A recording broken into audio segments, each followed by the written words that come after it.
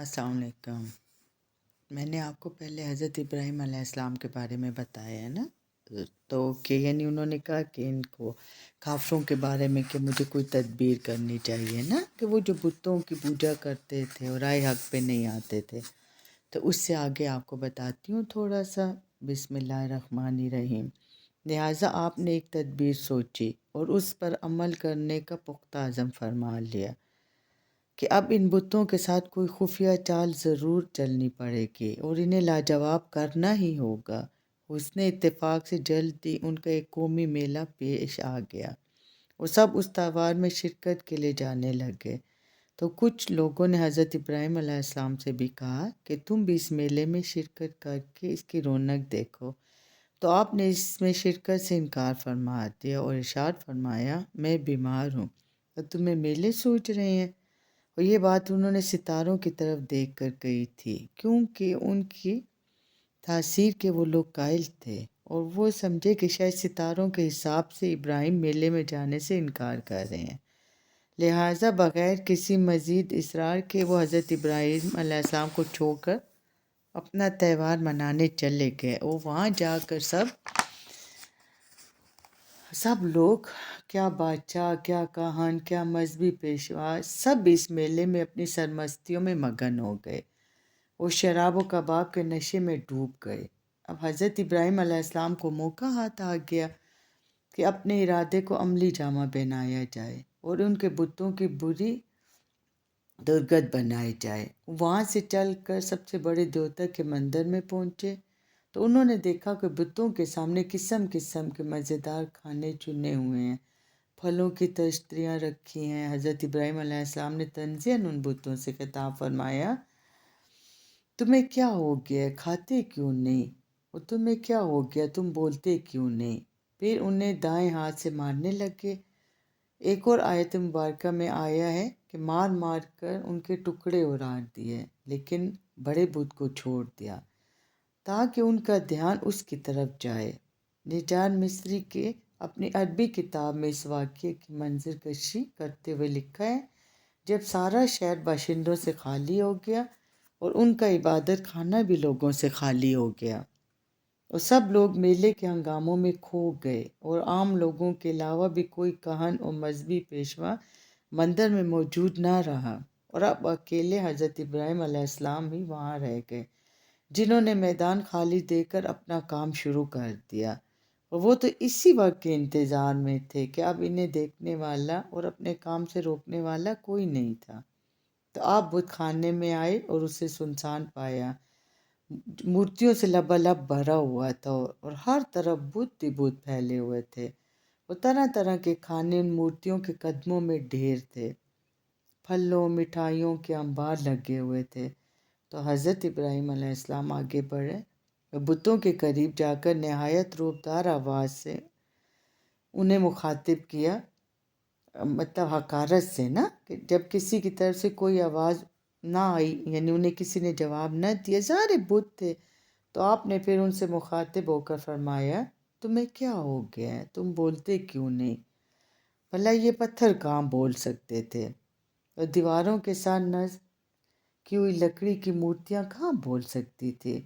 اب حضرت ابراہیم علیہ السلام کو ان کی تحقیر سے کوئی چارہ نہیں رہا، تو انہیں تھپڑوں سے پیٹنے لگے اور پھر پیروں کے ساتھ ان کی مرمت کرنے اور درگت بنانے لگے۔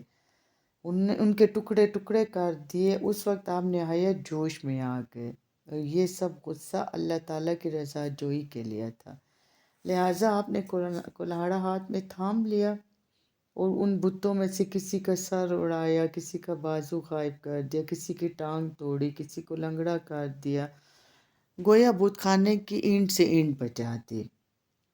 ایک بڑے بت کو یعنی سلامت رہنے دیا نا، اور کہتے ہیں کہ کلہاڑا اس کے کندھے پر رکھ دیا اور اطمینان سے اپنا کام کر کے وہاں سے چلے آئے۔ اور یہ کام سر انجام دے کر آپ مطمئن ہو گئے، آپ کے دل میں ٹھنڈک بھر گئی کہ انہوں نے شرک کی جڑ کاٹ دی ہے اور ان بتوں کے ماتھے پر کالک مال دی تھی اور انہیں انتہائی ذلیل و رسوا کر دیا تھا۔ اب مشرکوں کے سوالوں سے نمٹنے کے لیے وہ بالکل تیار تھے۔ جب وہ لوگ عید منا کر واپس لوٹے اور خوشی خوشی دعوتیں اڑانے کی امید میں بت خانے میں داخل ہوئے تو اپنے بتوں کی یہ تذلیل دیکھ کر واپس سے باہر ہو گئے، اور یہ دیکھتے ان کے ہاتھوں کے طوطے اڑ گئے اور وہ دہشت زدہ ہو کر رہ گئے، اور ایک دوسرے سے پوچھنے لگے یہ کیا ہوا، ہمارے معبودوں کا یہ حال کس نے کیا، اور یہ ہماری مورتیوں کے ٹکڑے کس نے اڑائے، یہ تو کوئی بڑے ہی ظالم شخص ہے۔ قرآن کریم اس موقع کی منظر کشی اس طرح کرتا ہے، ہم کہنے لگے ہمارے معبودوں کے ساتھ یہ سب کچھ کس نے کیا، یہ تو کوئی بڑا ظالم شخص ہے۔ کچھ لوگوں نے کہا کہ ایک نوجوان ہے جسے ابراہیم کہتے ہیں، جو ان معبودوں کی برائی کرتا رہتا ہے، بس یقیناً اس کا یہ کام ہے۔ یہ سن کر خانوں اور سرداروں کے چہرے غصے سے سرخ ہو گئے، اور وہ غضبناک ہو کر کہنے لگے اسے سب لوگوں کے سامنے لے آؤ تاکہ سب لوگ اس کرتوت کے گواہ ہو جائیں نا۔ حضرت ابراہیم علیہ السلام کو سب کے سامنے لایا گیا اور انہوں نے آپ سے پوچھا ابراہیم کیا تو نے یہ سب ہمارے معبودوں کے ساتھ کیا ہے؟ اب تو حضرت ابراہیم علیہ السلام کو بہترین موقع ہاتھ آ گیا جس کے لیے آپ نے یہ سب کھیلا تھا۔ آپ نے سوچا کہ ایک بڑا مجمع کفار و مشرکین کا موجود ہے،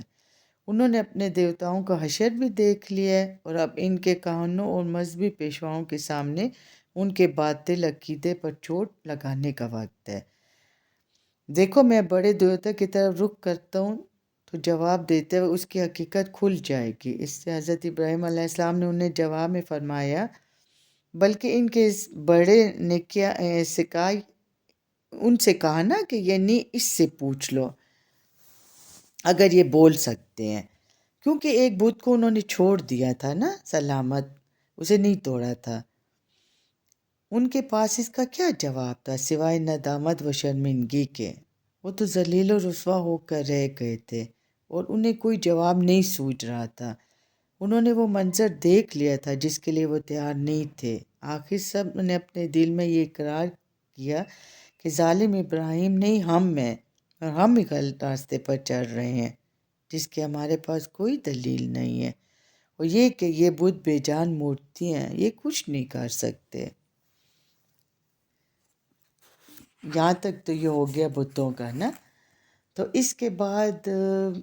پھر یہ یعنی ان کی آنکھوں پہ پردہ تو پڑا ہوا تھا، وہ حق کو دیکھنے سے تو قاصر تھے ہی تھے نا، لیکن ظاہر اپنی شکست بھی نہیں مانتے تھے، اپنی رسوائی بھی نہیں مانتے تھے،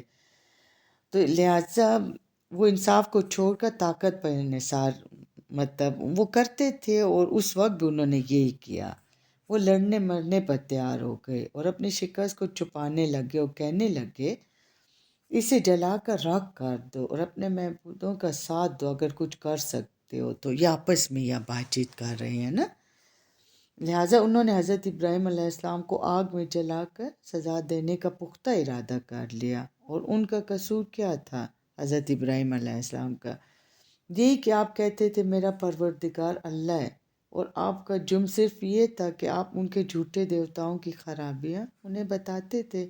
اور ان کی بت پرستی کو ناپسند فرماتے تھے۔ وہ توحید الہی کا یہ اعلان اور اللہ تعالیٰ کے دین کی یہ برملا دعوت انہیں کھٹکتی تھی، اور اس کام نے ان کی نیندیں حرام کر دی تھی اور ان کی زندگی ان کے لیے بے مزہ کر دی تھی، کیونکہ بت پرستی اور برے اعمال سے آپ ان کا رشتہ توڑنا چاہتے تھے اور ان کے اندر کی نجاست کا ان کے سامنے اظہار کرتے تھے اور ظلم و ستم سے انہیں روکتے تھے۔ تو وہ لوگ اس پر آمادہ ہو گئے اور اپنے دلوں میں یہ طے کر لیا کہ دیوتاؤں کے ایسے گستاخ شخص کو آگ کے بڑے الاؤ میں جلا کر اس کا نام و نشان مٹا دیں گے۔ پھر انہوں نے سوچا کہ اسے کیسے جلائیں۔ انہیں یقین تھا کہ معمولی آگ سے یہ ہم سے نہیں جل سکے گا، اس کے لیے تو ایک بہت بڑے الاؤ کی ضرورت ہے، اور یہ الاؤ ان کے اندر کے کینے کی طرح بے انتہا ہونا چاہیے۔ حالانکہ ایک شعلہ پورے شہر کو جلا کر راکھ کرنے کے لیے کافی ہو سکتا ہے، لیکن انہوں نے کہا نہیں، ایسا نہیں، ابراہیم کو جلانے کے لیے ہم خاص اہتمام کریں گے، اور ایک بڑا الاؤ جو بہت وسیع و عزیز ہوگا ابراہیم کو جلانے کے لیے تیار کریں گے، اور پھر وہ اس عظیم الاؤ کو بھڑکانے کے لیے ایندھن جمع کرنے لگے۔ گویا وہ اپنے دیوتاؤں کو خوش کرنے کے لیے ایک قربان گاہ تیار کرنے لگے اور اپنے معبودوں کے ساتھ اپنی سعادت مندی کے اظہار کے لیے ایک بہت بڑی بھٹی بنانے لگے جس کے اندر وہ دیوتاؤں کے دشمن کو جلائیں گے، اور مدت تک اس الاؤ کے لیے ایندھن اکٹھا کرتے رہے، یہاں تک کہ اس دوران میں کئی عیدیں ان کی گزر گئیں، وہ کئی سال الاؤ تیار کرتے بیت گئے، یہاں تک کہ کہتے ہیں اگر کوئی عورت بیمار ہو جاتی تو وہ نظر مانتی کہ اگر میں اس بیماری سے صحت یاب ہو گئی تو وہ اس الاؤ کے لیے اتنا ایندھن پیش کرے گی، یہاں تک کہ ایندھن جمع ہوتے ہوتے لکڑیوں کے کئی بڑے بڑے ٹال لگ گئے، مزید ایندھن کے لیے کوئی جگہ باقی نہ رہی،